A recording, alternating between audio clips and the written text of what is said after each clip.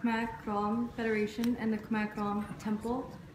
Madam Chair, we thank the Permanent Forum for the study by Madam Chair that sheds light on the important cross-border issues for Indigenous people.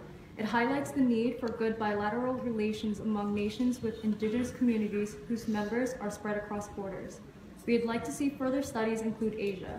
Therefore, we recommend the following. 1. We encourage the Permanent Forum experts to conduct or facilitate research specific to Southeast Asia regarding the impact of cross-border issues faced by Indigenous peoples living in Southeast Asia. Indigenous people are impacted by new borders imposed on them.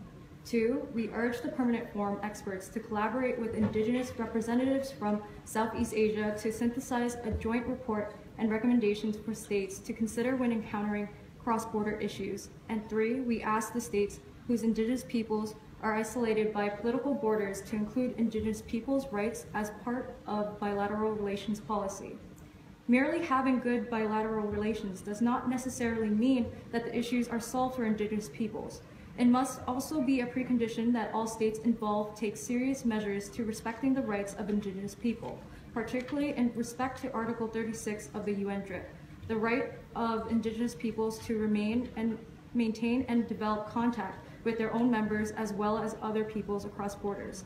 The rights to freedom of movements and contact across borders is also protected by the International Covenant on Civil and Political Rights in such articles as Article 12 and 27.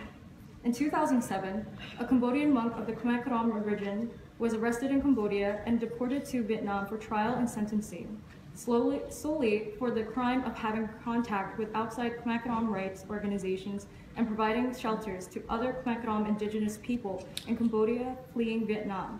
This conclusion between states is common in Southeast Asia, where one could be prosecuted for connecting with members across borders because it undermines the state's partnership. Members are also isolated across national boundaries. Cross-border contact is very important to Indigenous people in their attempt to preserve the identity and culture. These contacts may manifest in religious ceremonies, like the Buddhist Katin ceremony of giving robes to monks at different temples. For the Khmer-Krom indigenous peoples of the Mekong Delta, neither side of the border can come and go freely to partake in ceremonies without some form of surveillance, intimidation, or harassment by the Vietnamese government. To the Montagnards or the Dagar people of Vietnam Central Highland virtually have no contact with their brethren in the northeastern region of Cambodia and vice versa on the cultural sphere.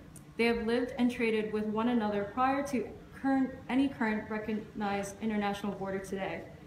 Cultural contacts in the past have been discouraged because it has been seen as a threat that will lead to disharmony for the nation's various ethnic groups that will lie within Vietnam. The livelihoods of the indigenous peoples across Southeast Asia are dependent on lands and ecosystems that span across many borders. The Khmer-Krom of South Vietnam are dependent on the Mekong Delta and the Mekong River, which streams across Burma, Laos, Cambodia, and Vietnam. Construction of the Xayaburi Dam in Laos threatens to disrupt the Mekong River and the small rivers and lakes that it feeds into. On the Black River, which is the main life source for the Thai people, 3 massive hydroelectric dams were built.